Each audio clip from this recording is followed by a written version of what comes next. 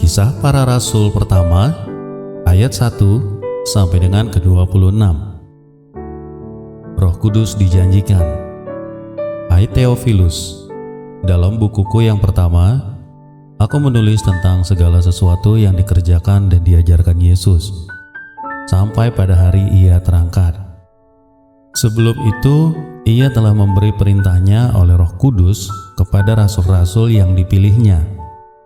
Kepada mereka Ia menunjukkan dirinya setelah penderitaannya selesai, dan dengan banyak tanda Ia membuktikan bahwa Ia hidup.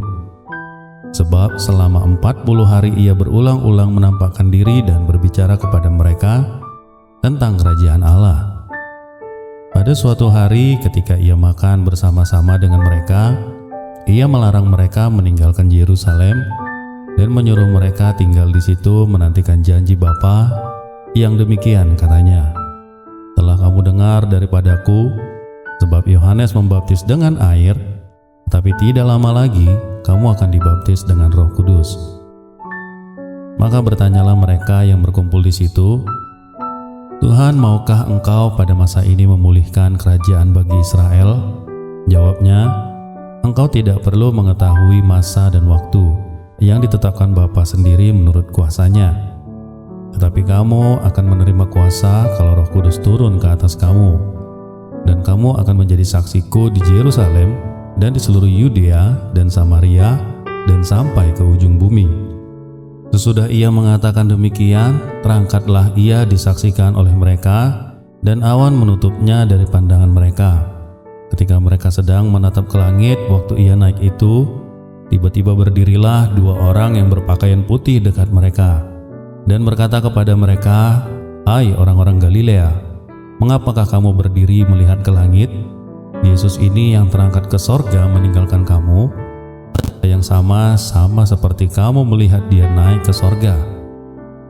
Maka kembalilah rasul-rasul itu ke Yerusalem dari bukit yang disebut Bukit Zaitun, yang hanya seperjalanan sabat jauhnya dari Yerusalem.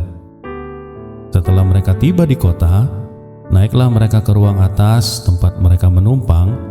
Mereka itu ialah Petrus dan Yohanes, Yakobus dan Andreas, Filipus dan Thomas, Bartolomeus dan Matius, Yakobus bin Alfeus dan Simon orang Zelot, dan Yudas bin Yakobus.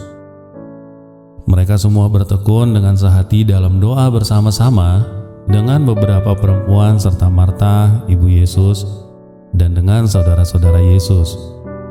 Pada hari-hari itu, berdirilah Petrus di tengah-tengah saudara-saudara yang sedang berkumpul itu, kira-kira 120 orang banyaknya, lalu berkata, Hai saudara-saudara, haruslah genap nas kitab suci yang disampaikan Roh Kudus dengan perantaraan Daud tentang Yudas, pemimpin orang-orang yang menangkap Yesus itu.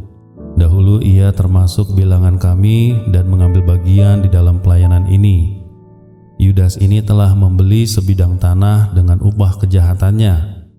Lalu ia jatuh terkelungkup dan perutnya terbelah sehingga semua isi perutnya tertumpah keluar. Hal itu diketahui oleh semua penduduk Yerusalem, sehingga tanah itu mereka sebut dalam bahasa mereka sendiri Akal Dama, yang artinya tanah darah. Sebab ada tertulis dalam kitab Mazmur, biarlah pemakamannya menjadi sunyi, dan biarlah tidak ada penghuni di dalamnya, dan biarlah jabatannya diambil orang lain.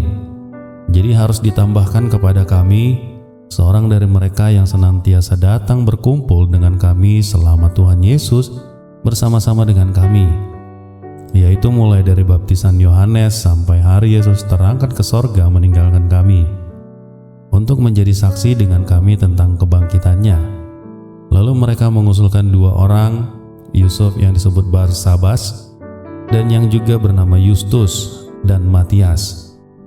Dan mereka semua berdoa dan berkata, Ya Tuhan, Engkau yang mengenal hati semua orang, tunjukkanlah kiranya siapa yang Engkau pilih dari kedua orang ini untuk menerima jabatan pelayanan, yaitu kerasulan yang ditinggalkan Yudas yang telah jatuh ke tempat yang wajar baginya. Lalu mereka membuang undi bagi kedua orang itu, dan yang kena undi adalah Matias. Dan dengan demikian ia ditambahkan kepada bilangan ke-11 rasul itu. Demikian firman Tuhan.